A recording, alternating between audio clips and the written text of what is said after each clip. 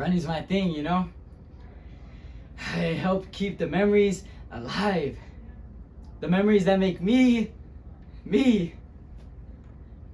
In fact, my first memory begins with a fight. You see, my father was at the wheel and my mother was next to him driving a 1950 Bondo Spackle Dodge. And my brother Rano and I, we sat in the end of the back seat.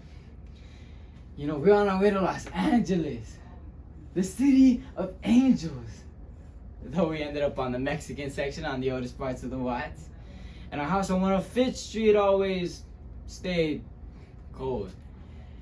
You see, we couldn't always pay the gas or the light bill, so we had to take baths in cold water, and you know, we would always try to run out of the restroom, and my mother would always try to comfort us. You see, she would always say, "Así es, así será."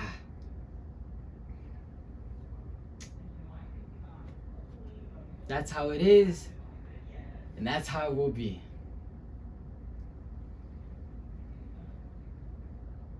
According to city data, in my own hometown, Harlingen, Texas, around 60% of our youth community are involved in drugs, gangs, and violence. Luis Rodriguez was only a young child when a life-altering experience took place in his life, causing him to go down the dark paths of drugs, gangs, and violence. You know, it's only when we pay attention to these type of communities that we begin to see change. Always Running by Luis Rodriguez.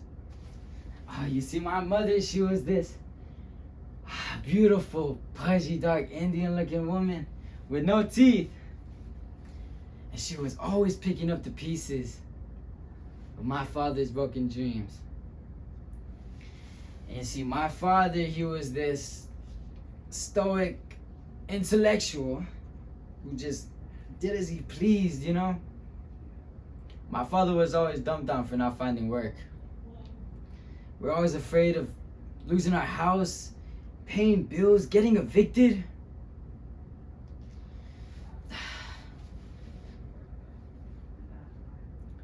My mom was always crying. And my parents fought all the time, man. See, that's where my brother Rano and I found refuge on the street. You see, the street was our escape from the constant warfare, the anger, and the cold.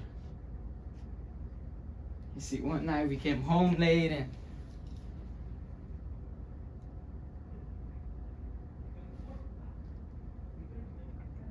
blood was splattered on the wall. My parents tried to split. You know, I told my mom to leave, but she couldn't. You know, she wouldn't. I was so mad at her. I cried and I yelled, but she just turned to me and said the same thing over again. Así es. Así será.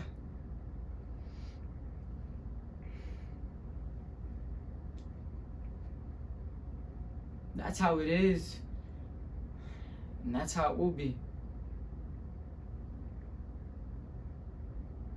You see, soon after this event, we were uprooted again, evicted again, and our family rented another place again. I became more isolated after this, more angry. We had moved to a one-bedroom clapboard house back on 120th Street. The barrio. The most dangerous place in LA. The haze, the smog, the gunshot sirens.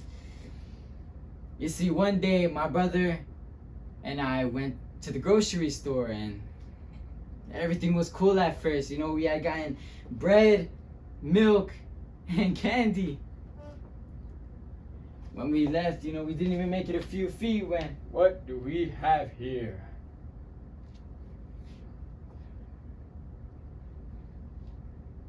Well, 5 teenagers had surrounded us. Oh, maybe some spices to order, you know? Maybe with some beans, you know?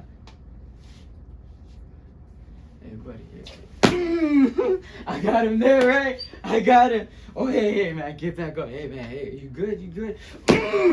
I got him there. I got him.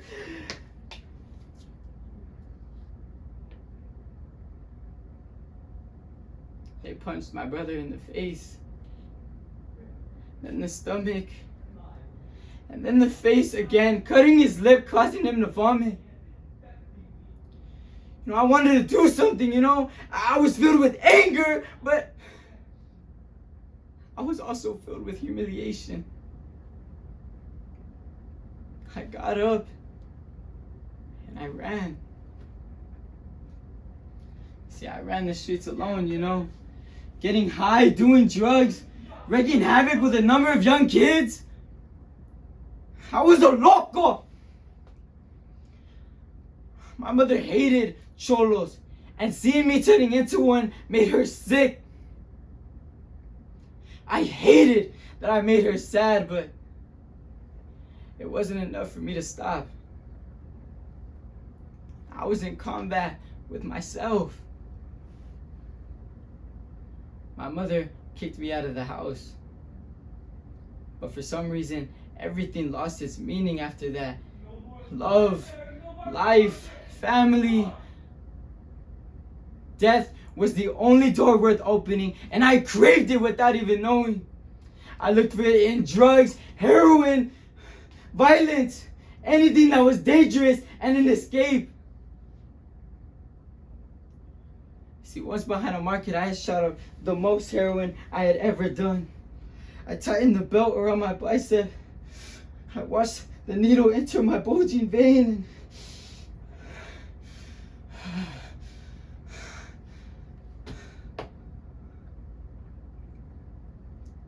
And I found myself in a tunnel full of swirly lines and the sounds of darkness. And I saw a light. It seemed so safe and so secure. And I started running towards the light, and when I was running towards the light, I saw my family. I saw my brother Rano sitting next to me in the Dodge, my father's stoic thin face, and I saw my mother's hearty laugh, and I didn't want it to end. Mama, don't go. I'm scared. I don't know what to do. And she said to me it's gonna be okay, but I don't feel okay. I'm scared, Mom. Please don't go. Mom, please don't go, Mom. Please.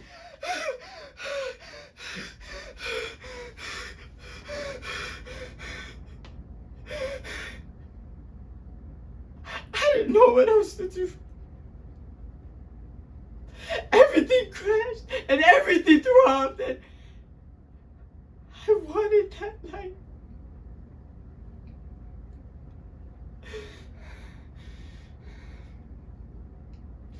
So I went to it. I went home. You know, I saw my mom. She was cooking tortillas on the kitchen stove, and I walked up to her, but she couldn't even look at me.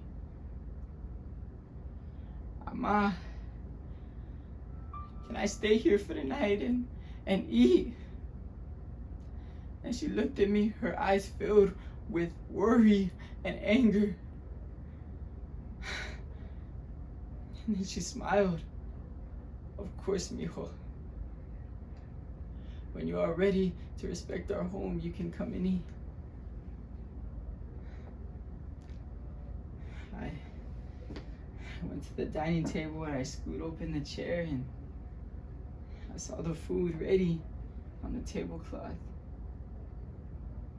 I just smiled and said, "Así es. Así será."